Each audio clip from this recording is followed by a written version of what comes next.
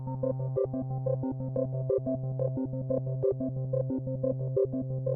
Larry Rinder, and I'm the director of the Berkeley Art Museum and Pacific Film Archive, and I've been the director for almost 10 years. Yeah, my first exposure to Tom's work was the Cultural Prosthetics Show back in 1995. I have a kind of a visceral memory of it. What I do remember is going because people were talking. There was sort of word on the street that there was this interesting artist, and it was a show not to be missed.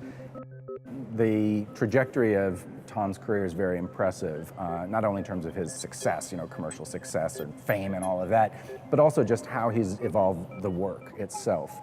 The earlier works were typically more intimately scaled, and now probably one of the defining features of his work at the moment is its incredible scale, which actually is, in a way, infinite, because it's not just the physical scale of the work, it's the conceptual scale of the project.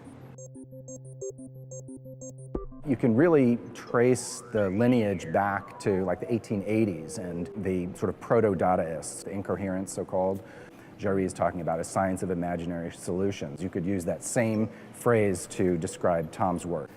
There's something there in this idea of sort of mirroring or replicating systems, particularly sort of positivistic systems of rational investigation, but in a way that reveals their sort of underlying contradictions, which also, interestingly, involve both object making and performance. Tom talks a lot about bricolage and so on, which is sort of three-dimensional collage, I guess you could say. And the Dadaists, were very adept at this technique of taking found materials, combining them in strange ways that revealed their strangeness.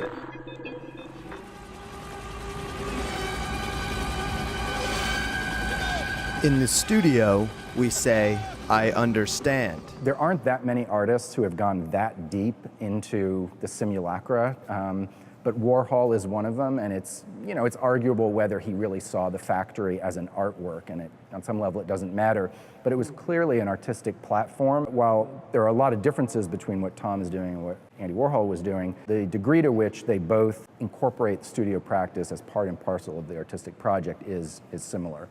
And the conjoining of signs related to consumerism and this practice of sort of jumbling them together to create a sort of a flatness of affect.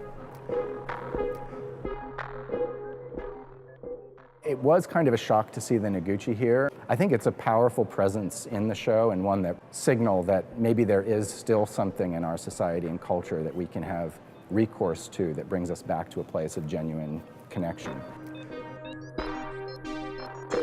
I think the work is important now because the scale of it, both physically and conceptually, is up to the challenge of dealing with the issues of our time. Tom's work leads us to is the conclusion that everything is real. There's just no difference between the real and the not real.